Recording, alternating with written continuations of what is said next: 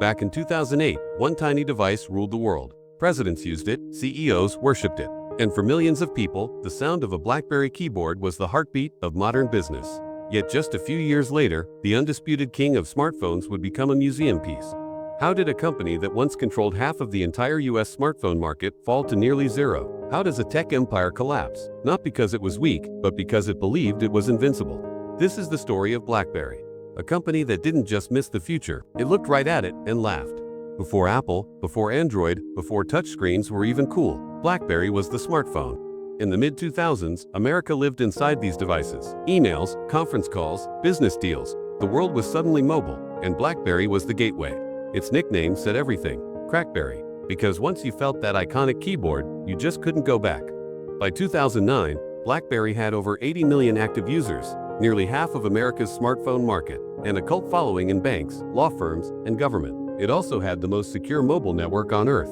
For a moment, BlackBerry looked unstoppable, like IBM in the 80s or Microsoft in the 90s. But if you listen closely to every great boom, you can usually hear the quiet fuse of a coming crash. To understand why BlackBerry fell, you have to understand what made it so powerful in the first place. BlackBerry wasn't selling fun, it wasn't selling style, it was selling control. At its core, the BlackBerry system worked like a military bunker, encrypted messaging, secure servers, and a completely closed ecosystem.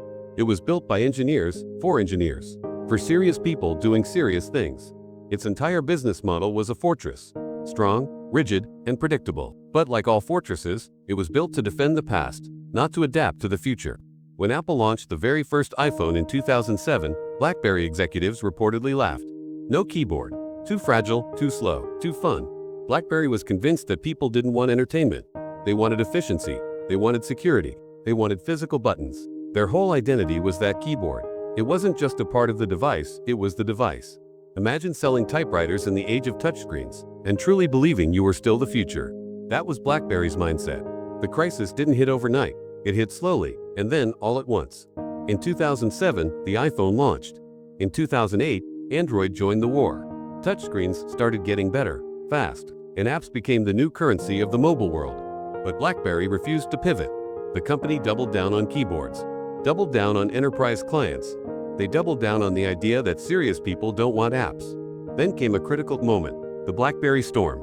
This was their first ever touchscreen phone. It was rushed, it was buggy, and it was painful to use. It was a product launched out of fear, not vision. And that was the moment America started to realize BlackBerry wasn't leading anymore. It was chasing, and it was failing. By 2010, the app ecosystem had exploded. Instagram, Uber, Spotify. The future wasn't just about email anymore. It was about apps, cameras, and cloud services. But BlackBerry was still living in 2007, as Apple opened its game-changing App Store. BlackBerry insisted that apps were just a consumer distraction. As Android's open platform expanded, BlackBerry said it would stay pure enterprise. And as phones became essential lifestyle devices, BlackBerry insisted it was not in the entertainment business. Every single trend that shaped modern smartphones, BlackBerry publicly dismissed. Their network infrastructure, once their greatest strength, quickly became a liability. Developers found it incredibly difficult to build apps for their platform. Customers felt restricted and locked in. Even their corporate clients started wanting more flexibility. Then came the final knockout punch, the rise of bring your own device. Employees started bringing their personal iPhones to work. Companies soon realized they didn't need BlackBerry's expensive servers anymore. Suddenly, BlackBerry's biggest and most profitable revenue engine became completely unnecessary. By 2013, the numbers were devastating. Their market share had collapsed to less than 5%. Their stock value had fallen over 90% from its peak. Consumer loyalty had evaporated. The brand that once signified power and importance had become a late-night talk show punchline. In a final, desperate attempt to survive, BlackBerry tried one last gamble. BlackBerry 10. It was a brand new operating system, a new user interface, a whole new identity. But it was too little, too late. The developers had left. The customers had moved on. The world had changed, and BlackBerry hadn't. By 2016, BlackBerry announced it would stop making its own phones altogether. The giant had fallen, but the story doesn't end in tragedy. Not completely. BlackBerry pivoted, quietly and strategically, into cybersecurity and enterprise software. Today, most people don't even realize that BlackBerry software is what powers the systems inside many modern cars, medical devices, secure government networks, and other critical infrastructure. The company didn't die. It just faded from public view. It's a ghost of the smartphone world, but a quiet survivor in the digital security world.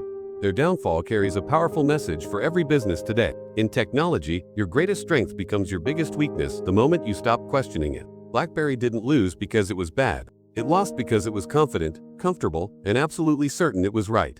The future rarely destroys the past. The past destroys itself, one ignored warning at a time. BlackBerry refused to change, and the world simply changed without it. So that leaves me with one question for you. What do you think is today's BlackBerry? Which modern tech giant do you see ignoring the future right now? Let me know your thoughts down in the comments. I'm really curious to see what you think. Thanks for watching, and I'll see you in the next one.